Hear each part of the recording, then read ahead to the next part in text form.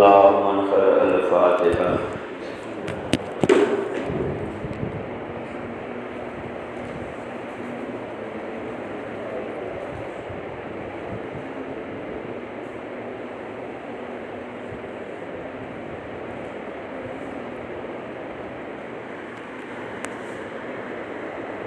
أعوذ بالله من الشيطان الرجيم. بسم الله الرحمن الرحيم. الحمد لله الذي نور قلوبنا بمحبة الحسين وبجده وأبيه وأمه وأخيه وبنيه وشيعة آل محمد، والصلاة والسلام على أشرف الأنبياء والمرسلين حبیب الہ العالمین بالقاسم محمد وعلى أهل بیت الطیبین الطاہرین المعصومین المظلومین ولعنة الله على أعدائهم أجمعين من اليوم إلى قيام يوم الدين.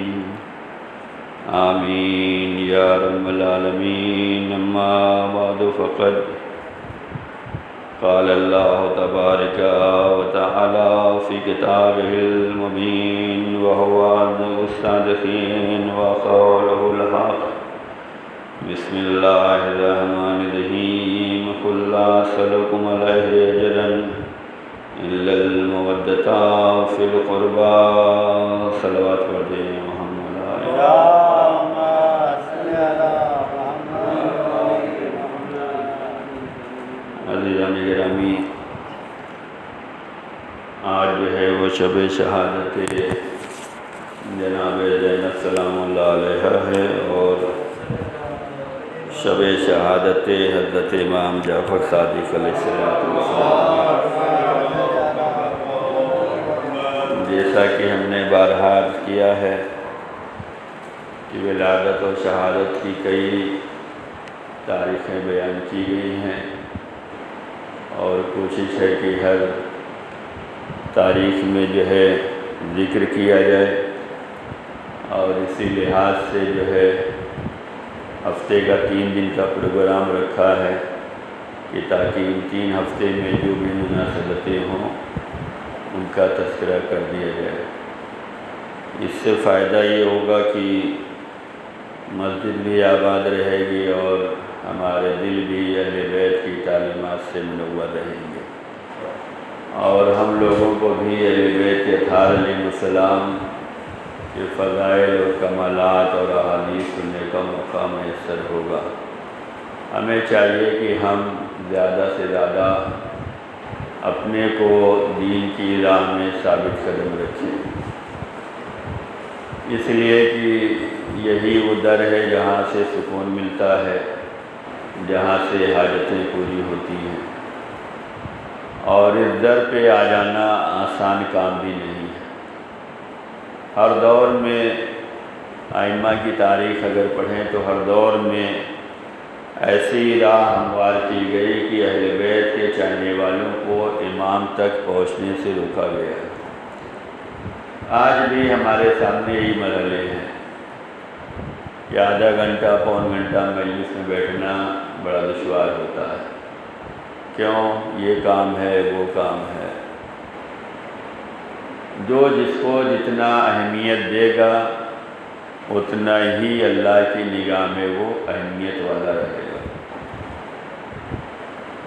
اور اگر دین کی اہمیت ہماری نگاہوں میں ہے تو دین کے لیے ہمیں وقت دینے کی ضرورت ہے. جناب زینب سلام اللہ علیہ جن کی شب شہادت ہے، مبلغ پیغام حسینی ہیں. امام حسین علیہ السلام کے مشن کی تبلیغ کرنے والی ہیں. خطیب شام ہیں، خطبہ دیا ہے، اور غیروں کے مجمع میں خطبہ دیا ہے. یہ جذبہ اسی سیرت سے ملے گا، اسی کردار سے ملے گا جس کی محبت ہمارے دلوں میں ہوگی، اور جن کی یاد میں ہم بیٹھیں گے تب یہ جذبہ ملنے والا ہے۔ اپنے مجمع میں بول جانا آسان ہوتا ہے، دشمنوں کے نرغے میں بولنا اور حق بیان کرنا یہ بڑا دشوار ترین مرحلہ ہے۔ اور ایسے موقع پر جب ساری قربانیاں دی جا چکی ہیں، انسان کے گھر میں اگر مشکلات آتی ہیں، امتحان آتے ہیں، تو جلدی اس کی زبان کام نہیں کرتی، جلدی اس کو حوصلہ نہیں ملتا۔ لیکن سلام ہو بی بی زینب کبریٰ پر، اتنی بڑی قربانیاں کربلا میں دی ہیں اور اتنے سخت مراحل سے گزری ہیں، لیکن دین کی تبلیغ کے لیے اور دین کے پیغام کو پہنچانے کے لیے دلیر بن کر شجاعانہ انداز میں، بہادرانہ انداز میں جو ہے انہوں نے اسلام کو پیش کیا۔ جہاں اسلام کا مذاق اڑایا جاتا تھا، وہاں پر اسلام کی اہمیت کو بتلایا ہے، اور جو جس راہ پہ ہیں پشیمانی نہیں ہے بلکہ فخر ہے کہ ہم اس امتحان سے گزر کر آئے ہیں اور اللہ نے ہمیں آزمایا، ہم اس پہ ثابت قدم اترے ہیں۔ جناب زینب کے بارے میں رسول اللہ نے بچپنے میں ہی فرمایا تھا، یہ مثل خدیجہ ہے، جیسے جناب خدیجہ نے دین کے معاملے میں قربانی دی ہے، ایسے ہی میری بیٹی زینب ہے جو دین کے معاملے میں خدیجہ کا کردار ادا کرے گی، دین والوں کی نصرت کرے گی، دین کی نصرت کرے گی۔ چنانچہ ہر میدان میں جناب زینب ساتھ ساتھ رہے، امام حسین کے ساتھ بھی رہی اور دین پر ثابت قدم رہی۔ کہیں بھی دین فراموش نہیں ہوا ہے، کہیں بھی دین پامال نہیں ہوا ہے، بھوکی پیاسی رہی لیکن نماز سے غفلت نہیں ہے۔ امام حسین علیہ السلام کا وہ فرمان آپ کے ذہنوں میں ہوگا کہ اے بہن مجھے نماز شب میں فراموش نہ کرو۔ دشوار ترین سفر اور مشکلوں بھرا سفر ہے، اور اتنے بڑے امتحان سے گزرنے کے بعد سفر ہے، لیکن اس سفر میں بھی آپ نماز شب آپ کی نہیں چھوٹی۔ یہ وہ چیزیں ہیں جو ہمیں حوصلہ دیتی ہیں، یہ وہ چیزیں ہیں جو ہمیں سہارا دیتی ہیں کہ ہر میدان میں ہم جتنا بھی پریشان حال ہوں، پریشانیوں میں دین پامال نہیں ہونا چاہیے۔ ہم جتنا مشکلات میں ہوں، مشکلات میں ہمارا دین پامال نہ ہو۔ انسان تھکا ماندہ ہوتا ہے تب بھی دین پامال نہیں ہونا چاہیے، دین اہم ہے۔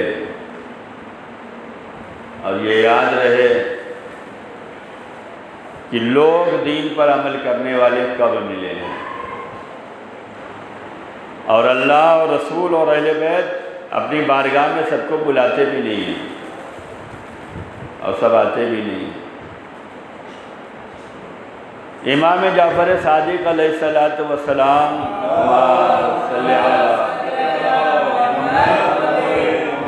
کی بارگاہ میں پڑھنے والا،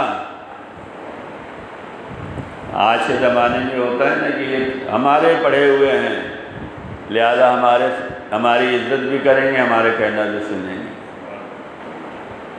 امام کی بارگاہ میں 2 سال پڑھنے والا، یہ 2 سال بھی کم نہیں ہے۔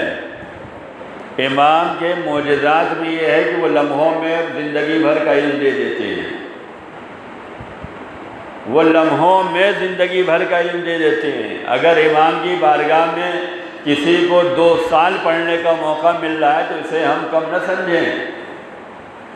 جس نے 2 سال علم حاصل کیا وہ فخر کرتا ہے کہ ہم نے امام کے یہاں 2 سال پڑھا ہے اور ہمیں اتنا نوازا گیا ہے دنیا میں کہ دنیاوی حکومت نے انہیں بڑی پوسٹ پہ رکھ دیا ہے۔ رکھنا کسے چاہیے تھا؟ استاد کو رکھنا چاہیے تھا۔ رکھا کسے جا رہا ہے؟ شاگرد کو رکھا جا رہا ہے۔ ناانصافیاں دنیا داروں کی طرف سے ہمیشہ دین کے معاملے میں نظر آئی ہے کہ ایک استاد اسی مدینے میں ہے جس کے یہاں ہزاروں شاگرد ایک وقت میں علم حاصل کرتے ہیں، اور کوئی ایسا شاگرد نہیں ہوگا جس نے کبھی یہ سوال کیا اور امام نے کہا وہ جواب نہیں ہے۔ ہر میدان کا جواب امام نے دیا ہے، دنیاوی ہو، دینی ہو، اخلاقی ہو، مسئلے مسائل ہو، جو بھی ہے سب جواب یہاں سے مل رہا ہے۔ بلکہ امام نے تو ہر شعبے کے اسپیشلسٹ بنائے تھے۔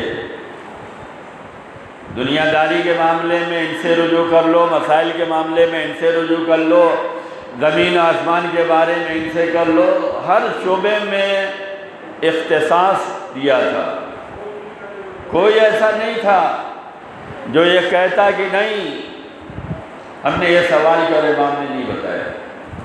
ایسا استاد مدینے میں موجود ہے، لیکن اس سے سوال نہیں کیا جا رہا ہے، اسے وہ موقع نہیں دیا جا رہا۔ اس کا پڑھایا ہوا جو ہے اسے حکومت بنا کر پیش کر رہی ہے، اور جو حکومتی ہوتے ہیں نا وہ ہمیشہ دین کے معاملے میں کچھ نہ کچھ نقص نکالنے کے چکر میں لگے رہتے ہیں، دیندار نہیں ہوتے، وہ دین کو بدنام کرنے والے ہوتے ہیں، ہمیشہ رہے۔ آج کے زمانے میں دیکھیں اسلام پہ کتنے اعتراض کرتے ہیں، یہ نہیں ہونا چاہیے، وہ نہیں ہونا چاہیے۔ پردہ تو عام بات ہے، اب تو ہماری شادیوں سے بھی پردے اٹھتے جا رہے ہیں۔ نکاح ہوگا بڑے اچھے طریقے سے، اس کے بعد ریسیپشن میں دیکھو تو لگے گا ہی نہیں کہ ہم شیعہ کی شادی میں آئے ہیں۔ ہمیں ہر جگہ دین کو سر بلند رکھنا ہے۔ ہم سوچتے ہیں کہ حدیث قصہ پڑھوا لیا بہت دیندار ہو گئے۔ دیندار حدیث قصہ پڑھوانے سے نہیں ہوتے۔ حدیث قصہ پڑھنے کے بعد ذمہ داری یہ ہے کہ دین پر ثابت قدم رہو، بے پردگی نہ ہونے پائے، جھوٹ اور مکاری اور یاری نہ ہو۔ حدیث قصہ کے نام پہ شروع کیا ہے اور اس کے بعد جو خرافات اگر حرام کی چلیں گی تو یہ دین پامال کیا جا رہا ہے۔ ہمیشہ بے دینوں نے دین کو بدنام کیا ہے۔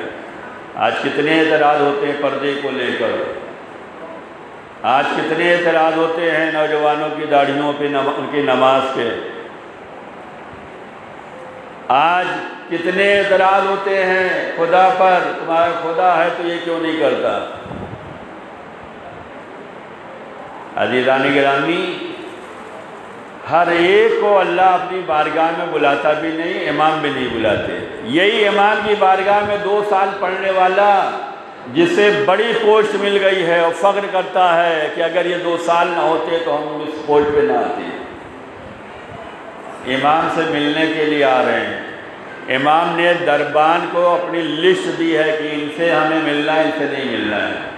اس میں ایک نام ان کا بھی شامل کیا ہے کہ ان سے ہماری ملاقات نہیں ہونی چاہیے، یعنی یہ ہمارے گھر میں نہیں آنا چاہیے۔ ہم نے کہا نا کہ اللہ، رسول اور اہل بیت سب کو نہیں بلاتے، جسے بلاتے ہیں شرف سمجھو کہ ابھی ہمارے یہاں ایمان باقی ہے جو امام نے بلا لیا، ابھی ہمارے یہاں محبت اہل بیت موجزن ہے جو فرش پر بیٹھنے کا موقع مل گیا۔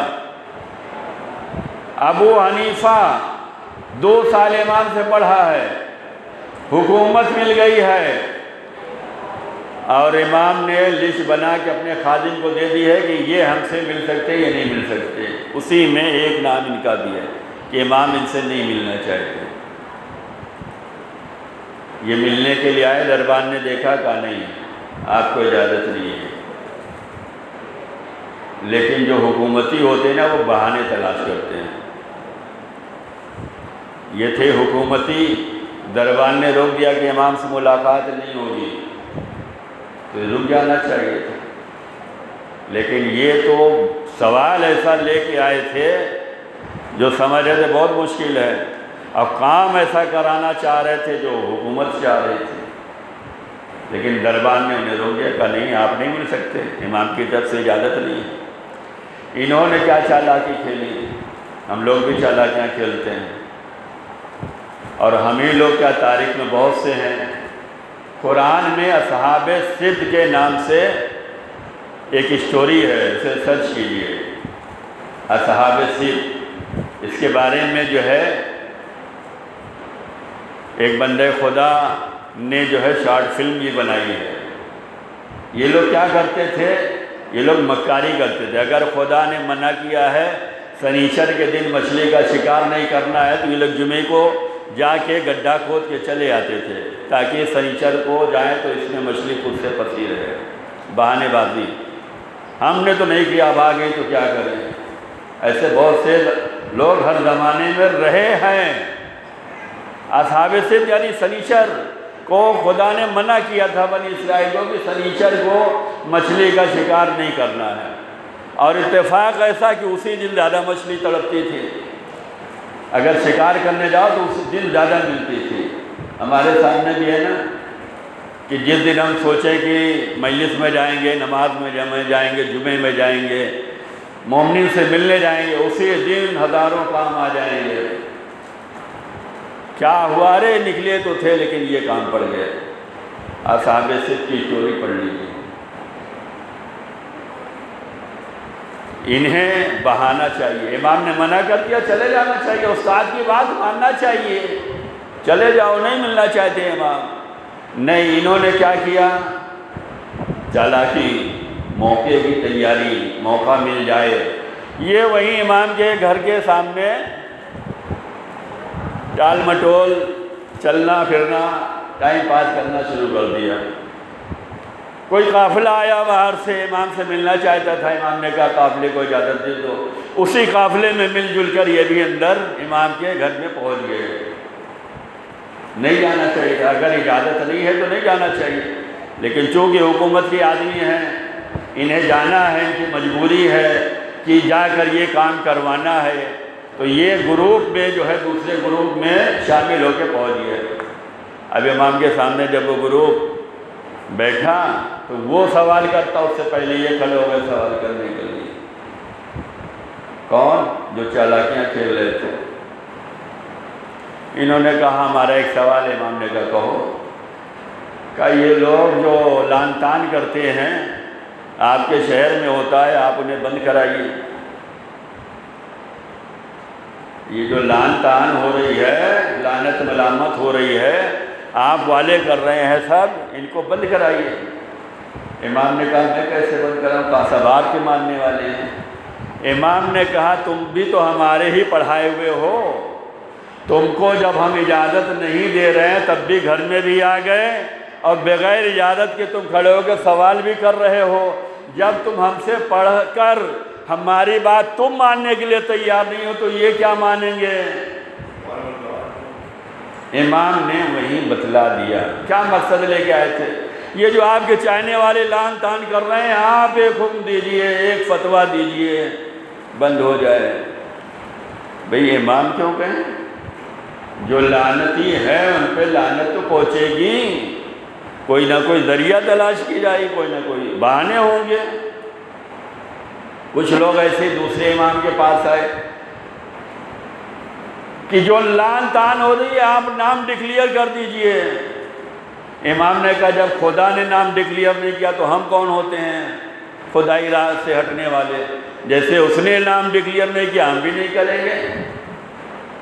ایسے لوگ ہمیشہ پائے گئے۔ تو امام کے پاس بھی لسٹ ہوتی تھی، امام لسٹ دیتے تھے کہ کس سے ہمیں ملنا ہے، کس سے ہمیں نہیں ملنا ہے۔ ہم عمل کے میدان میں آگے رہیں، محبت کی راہ میں ثابت قدم رہیں، تاکہ ہم امام کی بارگاہ میں حاضر ہو سکیں۔ ایسا نہ ہو کہ ہمارا نام بھی انہیں لسٹ میں چلا جائے کہ امام کہہ دیں کہ ہمیں اسے اپنی بارگاہ میں نہیں بلانا ہے۔ یہ چیز ہمیں سمجھنے کی ضرورت ہے۔ عزیزان گرامی، بہت سے سوال آتے تھے۔ انہی کے دور میں حکومت نے ایک آفر دیا، دین کی راہ میں رکاوٹ پیدا کرنے کے لیے کیسی کیسی چال چلی گئی ہے۔ حکومت کی طرف سے اعلان ہے کہ جو امام سے مسئلہ پوچھنے جائے گا اسے 1 روپیہ ٹیکس دینا پڑے گا گورنمنٹ کو، تب وہ جا کے امام سے مسئلہ مسائل پوچھے۔ اور حکومت نے جسے بنایا ہے وہاں کے لیے اعلان ہے جو ان سے مسئلہ مسائل پوچھے گا اسے حکومت کی طرف سے 1 روپیہ انعام کے طور پر ملے گا۔ اس کو پرموٹ کیا جا رہا ہے۔ جو حکومت بنائے ہوئے نمائندہ ہے وہاں جاؤ گے تو تمہیں پیسے ملیں گے، اور جو الہی نمائندے وہاں جاؤ گے تو تمہیں ٹیکس بھرنا پڑے گا۔ مشکل آئی یا نہیں آئی چاہنے والوں کے لیے کہ اگر امام سے ملنے جا رہے ہیں تو ہمیں دینا پڑے گا۔ البتہ یہاں پہ جو آپ 200-300 روپیہ مہینہ دے رہے ہیں اسے مت سمجھیے گا، اسے اپنے لیے ثواب جاریہ سمجھیے گا۔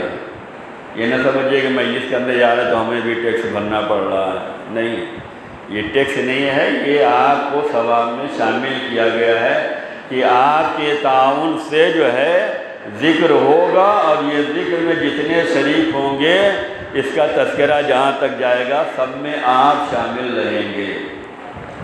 آپ اپنے کو دیندار ہو کر سوچئے گا، قارون بن کے نہ سوچئے گا۔ دیندار کیا ہوتے ہیں؟ دیندار کو بہانے چاہیے انویسٹمنٹ کرنے کا۔ 1 دیا 70 ملے گا۔ اللہ کی راہ میں ہم نے 1 نکالا ہے 700 ملے گا۔ قارون کی طرح نہ سوچنا کہ اتنا نکال دیا اتنا ہمارا گھاٹا ہو گیا، نہیں۔ تو امام کی بارگاہ میں جانا ہے تو حکومت کہہ رہی ہے اتنا تمہیں ٹیکس دینا پڑے گا، اور ان کے یہاں جاؤ گے تو تمہیں ملے گا۔ اب کیا ہو، ملنے والوں کے لیے تو دشوار ہو گیا۔ تو ایک امام کا چاہنے والا تھا، وہ آیا اور اس نے ٹیکس بھرا اور امام سے جا کے اس نے ملاقات کی، کہ مولا اب تو زندگی دشوار ہو گئی، آپ کے پاس آنے کا مطلب یہ ہے ٹیکس بھر کے آؤ۔ تو امام نے راستہ نکالا۔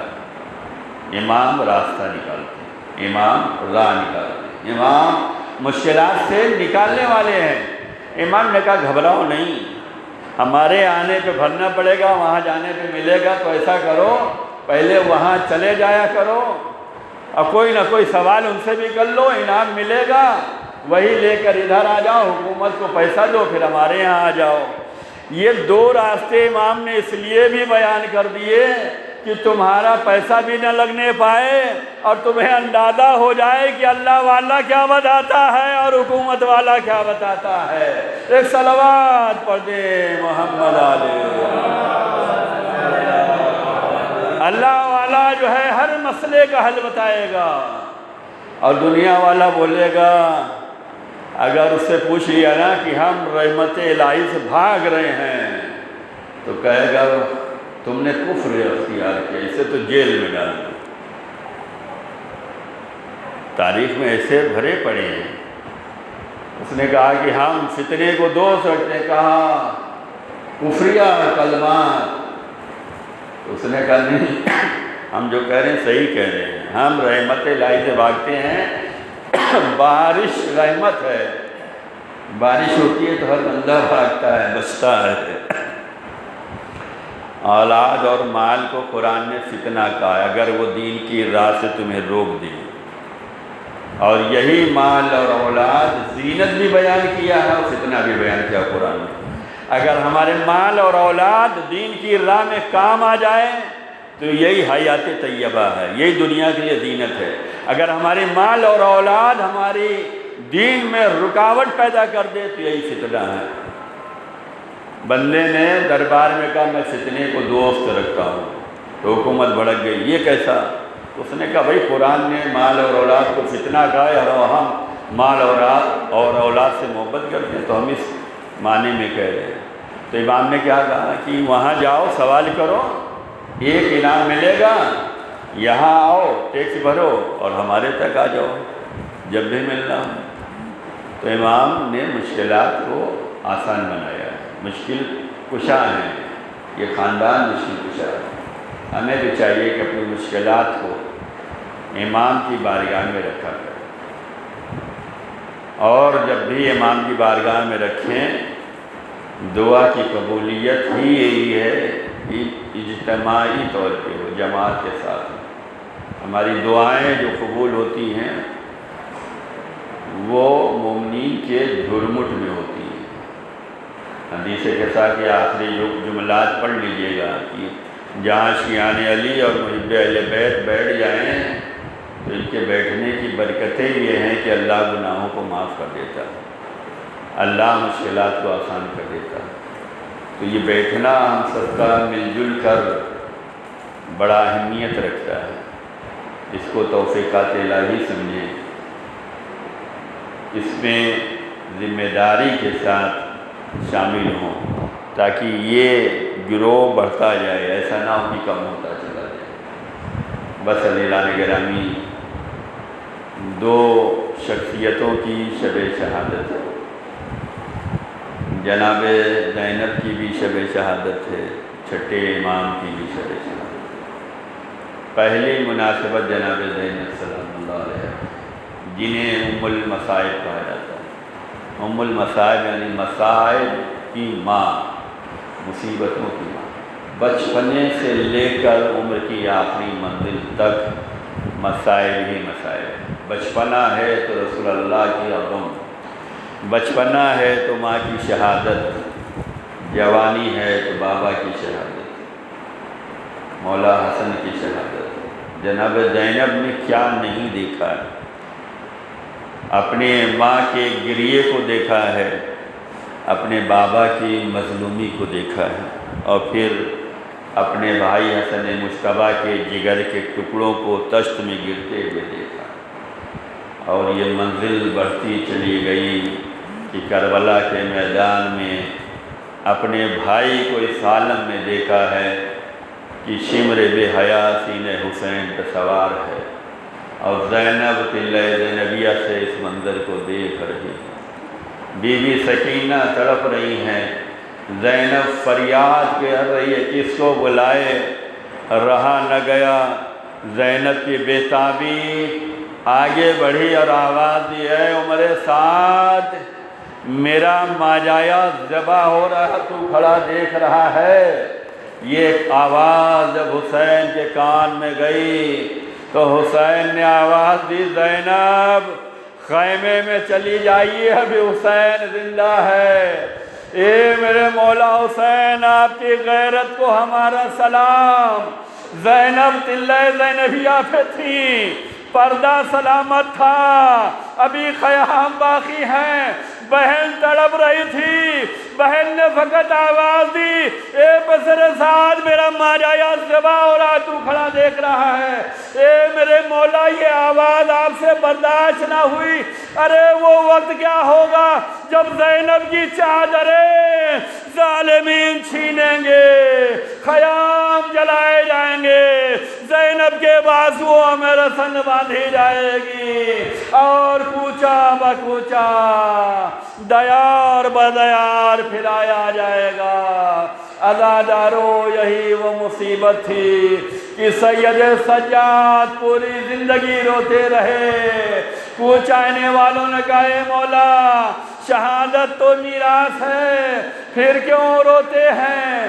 سجاد تڑپ کے کہتے تھے، شہادت میراث ہے، لیکن ماں اور بہنوں اور پھوپھیوں کا بازاروں سے گزارا جانا، بے مخنوں چادر تماشائیوں کے مجمع میں لے جانا، یہ ہمارے یہاں کی میراث نہیں۔ الا لعنۃ اللہ علی القوم الکافرین وسیعلم الذین ظلموا وای من قلب ینقلبون۔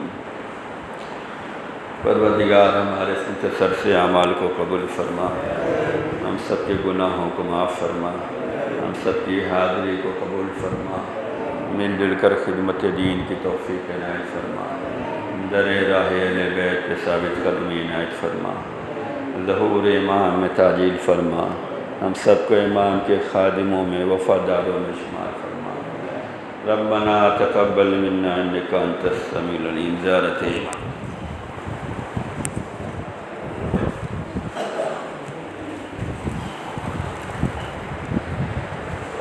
السلام علیک یا نبی اللہ، السلام علیک یا امیر المومنین ولی اللہ، السلام علیک یا فاطمہ بنت رسول اللہ، السلام علیک یا حسن مجتبیٰ، السلام علیک یا ابا عبداللہ الحسین وعلی علی ابن الحسین وعلی اولاد الحسین وعلی صحاب الحسین جمیعاً شہداء کربلا و سرائے کربلا و رحمۃ اللہ وبرکاتہ، زیارت جناب زین السلام اللہ علیہ۔ السلام علیک یا بنت رسول اللہ، السلام علیک یا بنت نبی اللہ، السلام علیک یا بنت محمد المصطفیٰ، السلام علیک یا بنت ولی اللہ، السلام علیک یا بنت علی المرتضیٰ سیدۃ الاوصیاء والصدیقین، السلام علیک یا بنت فاطمۃ الزہراء سیدۃ نساء العالمین، السلام علیک یا اخت الحسن والحسین سیدہ شباب اہل الجنت اجمعین،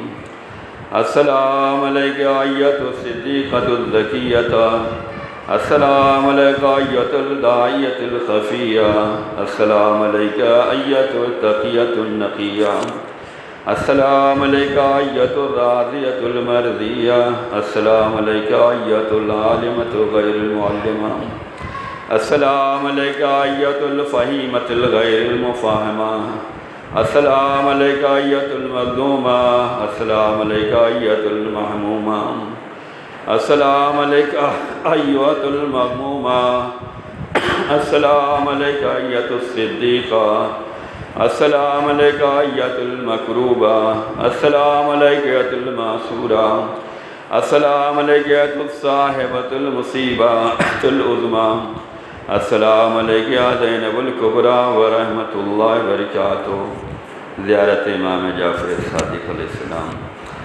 السلام علیک یا امام الوریٰ، السلام علیک ایۃ العروۃ الوثقیٰ، السلام علیک یا حبل اللہ المتین، السلام علیک یا نور المبین، السلام علیک یا الصادق جعفر بن محمد الخازن للمدعی الی اللہ بالحق، اللہم کما جعلت معدن کلامک وویک وخازن علمک ولسان توحیدک وولی امرک ومستحفظ دینک، فصل علی افضل ما صلیت علی احد من اوصیائک وحججک انک حمید مجید۔ السلام علیکم ورحمۃ اللہ وبرکاتہ۔